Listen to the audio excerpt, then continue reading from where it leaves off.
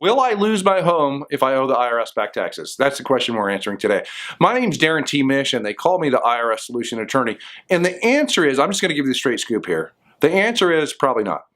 The IRS does have, under federal law, the authority under IRS Section 7213, I believe, to seize your home, your primary residence, if you owe IRS back taxes. It is possible.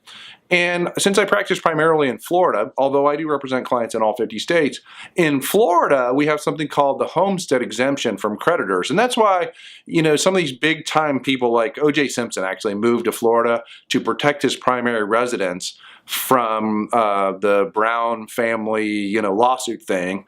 And that's because we have an unlimited exemption and protection in our homestead here in Florida. But that's state law. And remember that federal law trumps state law under something called the Supremacy Clause of the U.S. Constitution. So according to federal law, they can, in fact, seize your primary residence. Does it happen very often? Is it something realistically that you should be concerned about? And I would say for the vast majority of you, the answer is no. It's not something you need to worry about. It's fairly rare.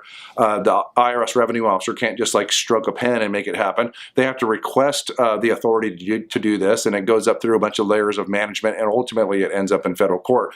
And a federal court judge, district court judge, has to go ahead and make that final ruling. The only primary residence seizures that I've seen in my career are people who were, let's just face it, they were tax protesters. They were people that, you know, made constitutional arguments and whatnot about the legality of IRS back taxes. And ultimately they just kept poking the tiger, and finally the tiger just like bit their arm off and seized their primary residence. So, you know, that can happen. Does it happen? If you're like the run-of-the-mill guy who, you know, hasn't been a real, you know, thorn in the side of the IRS, you know, in terms of making arguments about constitutionality and stuff like that, the odds are overwhelming that the IRS is not going to seize your primary residence.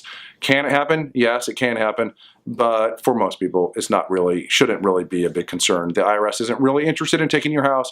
They just want to get paid.